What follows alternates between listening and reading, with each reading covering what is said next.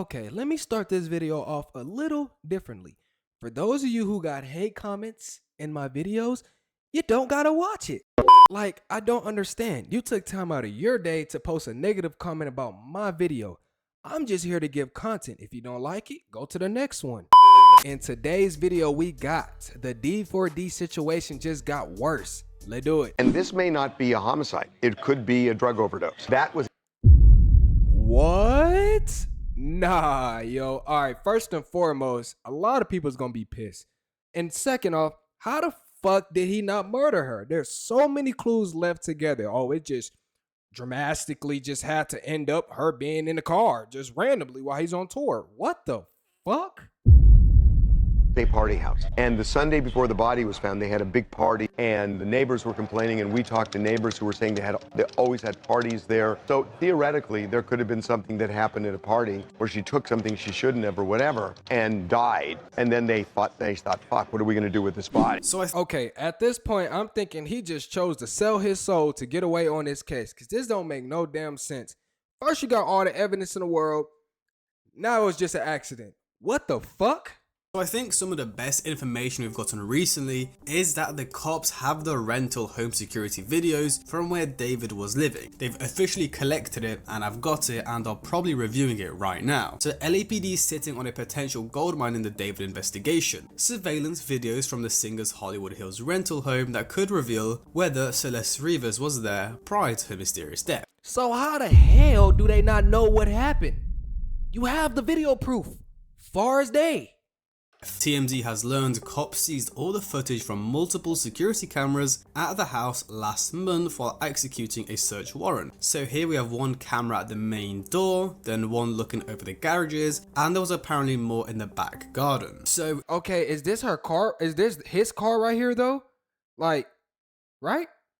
if David killed Celeste in his house and then dragged her out the door, or went through the garage, or even went into the back garden, CCTV would have captured that. Even if some of the lights went on, they would have caught it on camera. So I think this is the breakthrough we need, because he had to kill her in the house, right? Well, maybe he didn't kill her in the house. Maybe he killed her in the car. But let's say he killed her in the house, he had to take her out of the house, which would have been caught on CCTV, unless they somehow disabled it, or they covered up the cameras, or they broke the cameras. Because the thing is, if it was clear on CCTV, he was okay, I understand all that, but didn't you just say that it was at a party, so somebody had to be able to see, right?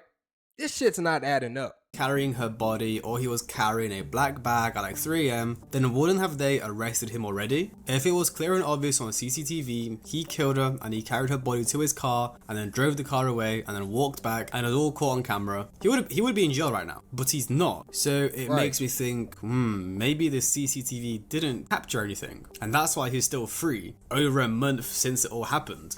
But there's clearly no fucking backyard, so you can't take it to the backyard. He had to go past the cameras, right?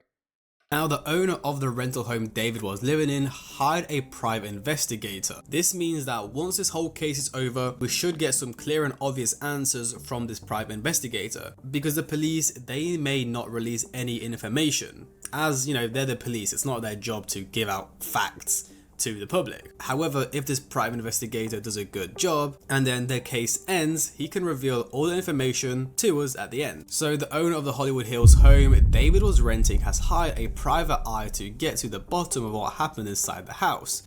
I guarantee y'all it's gonna be the case where it's like, oh, it was an accident, she overdosed, he never murdered her, when it's clear as day she was in the car while he was on tour. How does he not know this? Doesn't he drive a Tesla too? Because LAPD has not publicly released any answers 6 whole weeks after Celeste Rivers' decomposing body was found in David's Tesla. Here are some fans' reaction to the tapes being officially seized. So LAPD keeps this info private for a reason. Now the person who drove that Tesla is absolutely sure he's caught on camera. But again, that's the thing. Was the murder done inside the house? Was the Tesla parked in front of the house when the murder was committed? Because I feel like whoever did did it, they must be quite dumb if they walked out of the house with Celeste's body in a bag when they live there and they know there's CCTV all around the house. This is a case based on technological evidence from these tapes to the Tesla to the Discord, etc. Hopefully they're taking their time to go through all of it carefully. Now I think this is why there's not been an arrest yet, or why the case is moving so slow, because they've got to go through all his Twitter, his Instagram, through Celeste's Twitter and Instagram, her messages, all their messages together, Discord, email, He clearly made a song saying that he was obsessed and he's sorry for what he did. How the fuck is there still no evidence? Somebody in the comments let me know, please. CCTV, whatever, and they've got to source it officially from the apps or from the websites, which might take a little bit. So some people are saying it might be tampered. Hopefully this starts some resolution for the case. I'm sure it will take quite a bit of time to officially review all the footage. Right, tampered evidence. This only makes it harder. Imagine a lawyer accusing the homeowner of tampering with the footage, especially in the day of AI. Pretty sure they could verify if it's been tampered with. They can prove he doesn't have access. I don't see issue with the landlord. Now, other people in David's circle, that might be an issue. Because if you guys didn't know already, the homeowner doesn't actually have access to the CCTV. He told this to us in a previous interview, that he gives it all to the people that are living in the house and they have access to the security footage and the security company. So the homeowner can't see it. He said that he doesn't want to have access to it so the people don't think he's spying on them, which I guess makes sense, but that means they have access to potentially delete it. So are we just gonna ignore that this guy was talking to a little kid? Are we just gonna ignore that? Like, we're not worried about that no more?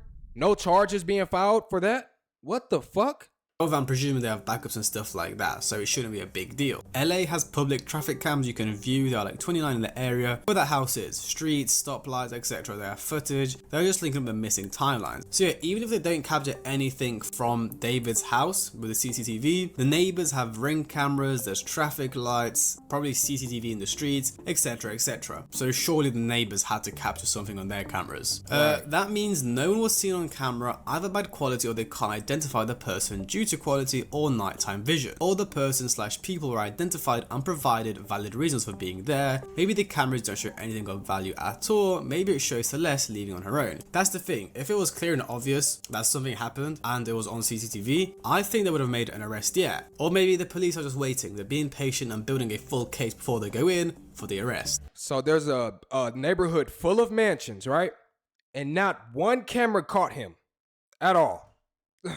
This is ridiculous. I don't know, let me know guys' thoughts in the comments below. So now some people are thinking he's going to turn himself in. It's giving he's going to turn himself in but wants to get rid of all his assets so a family doesn't get anything in restitution. If you guys didn't know already, David transferred his Texas home to his mother's name. Now you might be questioning why. Well, as this person just said in his tweet, if he gets convicted guilty of the murder, then they can take him, or Celeste's family can take him to civil court and sue him, which means they get a large chunk of money, some of his assets or the value of his assets, so stuff like that. However, if he transfers it to his mother's name, then technically it's not his, so they can't sue him for it. I guarantee y'all he got a good enough lawyer to transfer all his assets to one of his parents' name, and I guarantee you that they're going to cover this up because he probably made a deal to suck some dick to get away from this murder case. I guarantee you it. I'll put 100 on it. Type in the comments. You guys may have seen this with like soccer players, or at least I have, like football players or just athletes in general. They will register their cars, homes, stuff like that, bank accounts in their mother's name. So when they get a divorce or they get sued, well, technically they don't own anything. It's all in their mother's name. We have a new update on this entire David situation that makes him look even more guilty than he already does. So in a new article from TMZ, it states that up at the top, David is making some real estate moves as cops investigate the passing of Celeste Rivas, who is the body that was discovered in his Tesla. Then at the bottom, it states that he transferred 2 of his Texas homes to his mother. Right after the murder, everything just gets transferred over. Bro, if you can't figure out that this guy is guilty, you're retarded, bro. The article also goes on to state that this information was discovered in new legal documents obtained by TMZ. It also says the singer to transfer the deeds of 2 Houston area residences he owns under a trust to his mother. Now it's very clear what David is doing. He is transferring his assets to his mother, so if a lawsuit comes up and he gets potentially sued, they can't take anything from him because nothing is under his name. It is under his mother's name, which they cannot take from her. I just feel like this is very telling, and I also feel like this is something an innocent person would not be doing, and it just really makes David look guilty. And you know, he's Exactly. just trying to save his assets in case he's taken to court and whatnot. So very telling once again.